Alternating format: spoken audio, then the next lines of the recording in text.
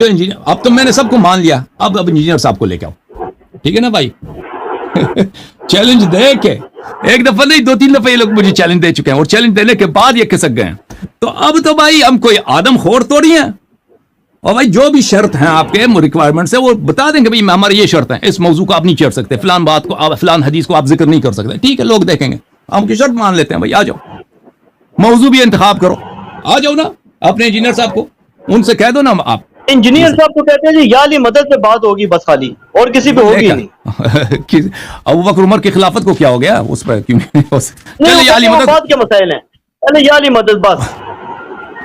وہ اصل تو وہ پہلے کے مسائل وہ ہیں نا, اصل خلافت اصل مسئلہ ہے. توحید وغیرہ پہ جو اگر اختلاف ہے وہ تو اس کے بعد ہے, خلافت کے بعد. انجینئر صاحب کہتے ہیں جس کی توحید ٹھیک ہے تو باقی چھوڑو سب کچھ, ٹھیک ہے توحید ہی نہ فائدہ کیا. ٹھیک ہے میں علی مدد مان لیتا ہوں, لیکن توحید میں صرف علی مدد نہیں ہے. یہ جو آپ لوگ نے اللہ تعالیٰ کے رؤیت کے قائل ہو کہ اللہ تعالیٰ نظر آئے گا, توحید میں تو یہ بھی آ جاتا ہے نا, صرف یہ علی مدد نہیں ہے. لیکن بہرحال ہم مانتے ہیں بھائی آپ انجینئر صاحب کو قانے کر دیں, جو ٹاپک وہ چاہتے ہیں, ہم اسی پہ بات کرنا تیار ہیں, ٹھیک ہے نا. لیکن یہ بھی علامہ صاحب یہ جو آپ نے تقدیر والا مسئلہ چھیڑا ہے نا, یہ تو اہل سنت تو نہیں مانتے. انجینئر صاحب کے اس پہ 3-4 گھنٹوں کے لیکچر ہیں, وہ کہتے ہیں ہمارا تو ایسا کوئی عقیدہ ہی نہیں ہے. پھر اگر یہی باتیں آپ کو انجینئر صاحب بتاتے ہیں, اس کو خود بھی نہیں معلوم آپ کے عقائد کیا ہیں, پھر وہ اس پہ میں لیکچر دوں گا انشاءاللہ تبارک و تعالی کہ اشاعرہ کے اس موضوع پہ کیا اعتقاد ہے, ماتوریدیہ کا کیا اعتقاد ہے. انجینئر صاحب آپ کو ٹائم کم ہے, لیکن آپ کبھی سنیں نا سر, انجینئر صاحب کے ان چیزوں پہ لیکچر موجود ہے نا, تقدیر کا لیکچر آپ ان کا سنیں تو صحیح. میں آپ کو دکھا دوں گا بھائی, میں آپ کو دکھا دوں گا, اور آپ کی روایات نہیں, اگر اس کو نہیں آتا, اگر دیکھیں اگر اس کو نہیں معلوم اپنے عقائد کا, مجھے نہیں معلوم, آپ نے اچھی طرح اس کی باتوں کو سنا ہے, اس نے بھی اچھی کتابوں کو اچھی طرح سے پرکھا ہے کہ مخالفین کا عقیدہ کیا ہے, احادیث میں آپ کے احادیث میں اس کے کیا ہیں, اور آپ کے بزرگوں نے کیا اس متعلق کیا فرمایا. تو مجھے نہیں معلوم کہ ہو سکتا ہے کہ اس عقیدے کو بالکل انہوں نے ٹھکرایا ہو. اگر ایسا مسئلہ ہے نا کہ اس مسئلے میں اس نے پورے مذہب کی مخالفت کی, چاہے وہ احناف ہوں, چاہے وہ اشاعرہ ہوں, چاہے وہ اہل حدیث ہوں, اگر اس طرح ہے کہ انہوں نے سب کی مخالفت کی اور شیعوں کا انہوں نے عقیدہ اپنا لیا, تو پھر وہ اپنے مذہب کی نمائندگی نہیں کر رہے, ٹھیک ہے نا. پھر ایسا شخص اس مسئلے میں وہ اپنے مذہب کی نمائندگی نہیں کر رہے, اس کا ایک شاذ قول ہے جو شیعوں کا قول ہے.